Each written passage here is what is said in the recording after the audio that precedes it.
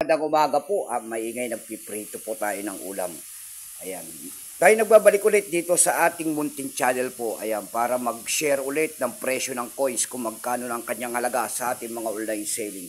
Pero bago yan, tayo magpapasalamat muna sa lahat ng ating mga masugid na tagapagsubaybay dito sa ating munting channel. Ayan. Thank you so much. Maraming salamat po. Ang pag-usapan natin guys, ito po ay pera pa ng United Kingdom.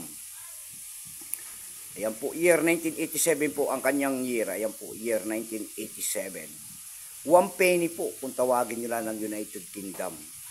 Ayan, baka mayroon pa kayo yung mga ganyang mga barya. Bultuan po ang bili ko sa mga ganyang mga world coins. Ay hindi pa po yung kamahalan. Ayan.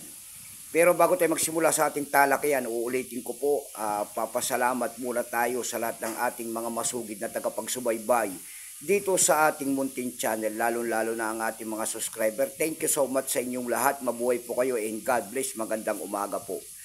Ayan. Maraming salamat din po sa nanonood doon sa ating FB page. At po na nakapalo sa aking FB page, thank you so much sa inyong lahat. Mabuhay din po kayo and God bless.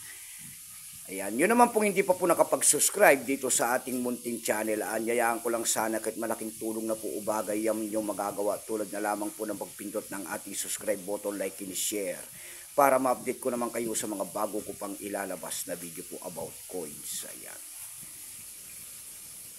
Ayan po ang ating pag-uusapan. Ayan, special shoutout lang natin ang mga tropa natin dyan sa Cervantes. Ayan, sa speed po.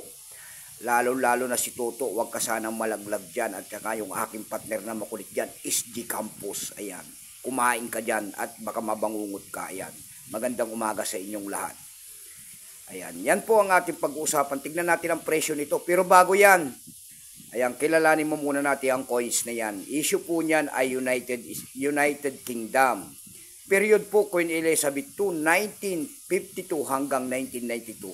Type niyan, standard circulation coins, years, 1985 hanggang 1992. Value niyan, 1 penny. Currency, pound sterling, 1971, up to date po. Composition niyan, kung anong materialis ang ginamit sa barya na yan, yan po ay bronze.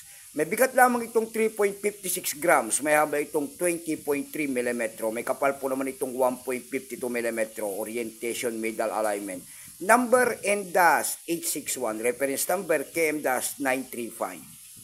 Ito pong year 1987 na ito po ay 43%. Yung uncirculated po kung tawagin nila ang presyo niyan doon sa ating lumista ay 12 pesos lamang. Ayan, kung ilang piraso pong ginawa sa barya na yan ng United Kingdom, ito po ay 499,946,000 piraso po. May price na rin po yan doon dako tayo sa kanyang presyo po. Ayan. Tignan natin ang kanyang price kung magkano ng bintahan yan. Ayan. Doon sa ating EB.com po, ayan, mayroon na tayo nakita nagbebenta nito ng $4.49. Yung pinakamababa po na bintahan doon ay $2 na. Dako naman tayo sa Carousel PH kung tawagin nila dito sa Pilipinas. Sa Carousel PH po, mayroon tayo nakita nagbebenta niya ng 100 pesos. Nasundan po yan ng 55 pesos. Yung pinakamababa po ay 40 pesos na. Ayan lamang po ang aking may babahaging kanyang presyo sa ngayon. Ayan, keep safe po sa lahat and God bless.